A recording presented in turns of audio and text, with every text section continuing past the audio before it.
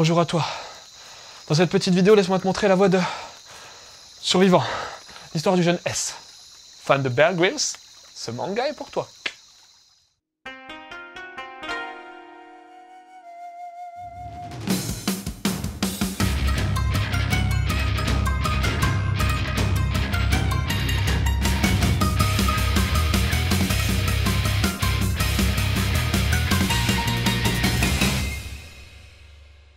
Blackout total, seul sous la terre.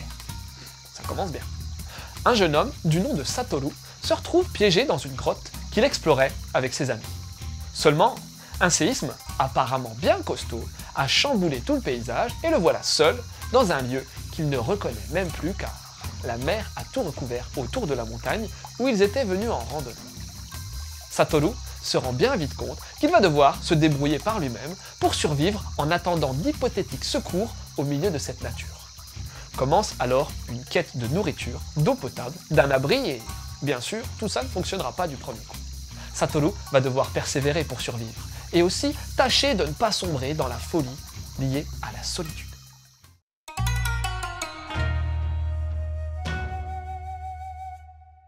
Premier point important, Survivant, avec pour sous-titre l'histoire du jeune S, est un remake du manga du même nom datant des années 70. Nous reviendrons sur ce point dans la partie suivante, mais c'est important de le souligner car, dès le départ, il y aura forcément des comparaisons avec l'œuvre d'origine. Pas difficile de deviner qu'il s'agit là d'un seinen de type survival. Le découpage est très travaillé pour marquer les scènes de stress, avec des imbrications de cases dans d'autres cases, des obliques, des cases fines tout en verticalité, et d'autres enchaînements de cases beaucoup plus espacés, plus rectilignes, usant de demi-pages ou pleines pages pour évoquer la solitude du héros, de l'histoire, et le fait qu'il soit au milieu d'une nature parfois hostile. Des flashbacks de la vie de Satoru en lycéen ordinaire sont disséminés, montrant ainsi le contraste entre sa vie d'antan et sa survie actuelle. Particularité de la narration, on a un narrateur externe qui parle du héros à la troisième personne via des cartouches rectangulaires. Oui, cartouche c'est le terme spécifique. Ça permet de poser l'histoire et de donner des informations techniques sur la survie aussi. Après, ça plaît ou ça plaît pas. Perso, y a rien à faire, je m'imagine toujours une voix de vieux documentaire animalier, alors forcément ça crée un décalage dans ma lecture. Le trait est modernisé pour ce survivant V2 car, même si au scénario on a Saito Takao, le mangaka de la version d'origine, au crayon, c'est Miyagawa Akira qui s'y colle. C'est un trait original, usant de crayonné, qui paraît à la fois hésitant et maîtrisé qu'utilise Miyagawa. Il jongle sur différents styles graphiques pour coller à ce que la case montre au lecteur, action rapide ou introspection par exemple. Il insère également des notes d'humour via certaines expressions de visage simplifiées, genre yeux tout ronds, ou au contraire, super détaillés. Les décors pour un manga de ce style sont super importants pour s'immerger. Et là aussi, le dessinateur fait le job, même s'ils ne peuvent pas être qualifiés non plus de remarquables. De toute façon, on va pas s'arrêter pour contempler le paysage. Pas le temps de rêvasser, c'est un survival quand même. Côté édition française, le nouvel éditeur Vega propose une couverture quasi identique à la japonaise, très sympa et qui pose bien l'ambiance du manga. Les onomatopées sont conservées et traduites dans le même style graphique, le bouquin est d'une bonne qualité, nickel. Cependant, je trouve ça dommage de ne pas avoir précisé, genre sur les rabats de la jaquette, qu'il s'agissait justement d'un remake d'une œuvre antérieure. Peut-être que c'est pas le cas non plus en version originale, mais bon, ça coûte rien d'informer le jeune public qui pourrait avoir envie de découvrir l'œuvre originale.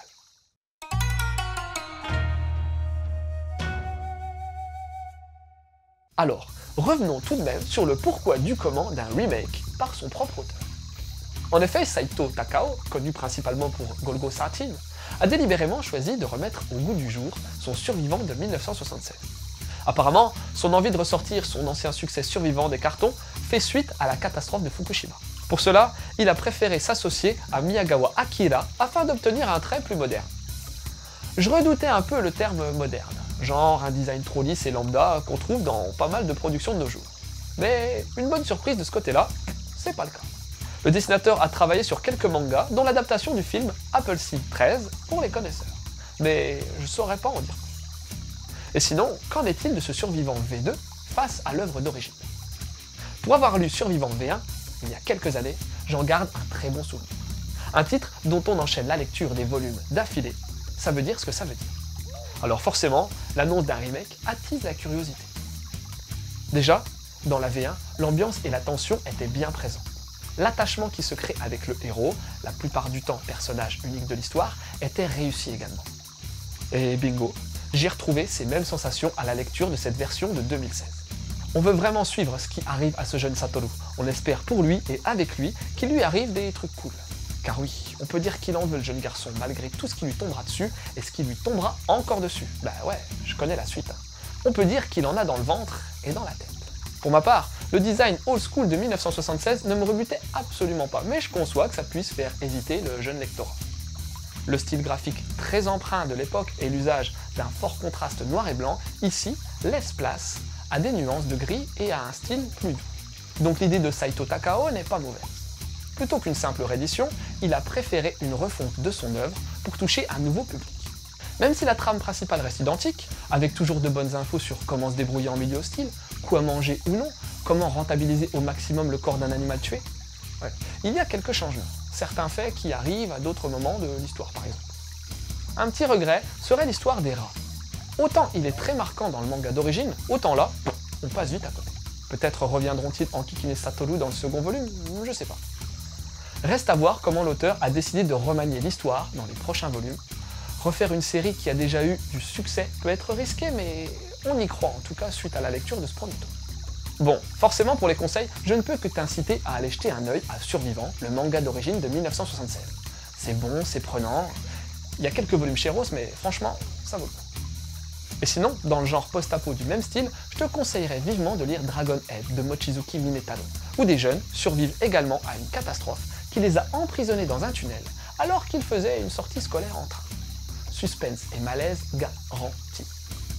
Ou alors Spirit of the Sun, où l'on suit aussi la vie de plusieurs personnages dans un Japon dévasté et même scindé en deux à la suite de gigantesques séismes. Des titres qui te feront vraiment apprécier tes conditions de vie actuelles, crois-moi. Voilà, c'était Lou, j'espère que cette petite chronique t'aura donné envie de lire Survivant, l'histoire du jeune S. Je te laisse et continue de suivre la voie du manga.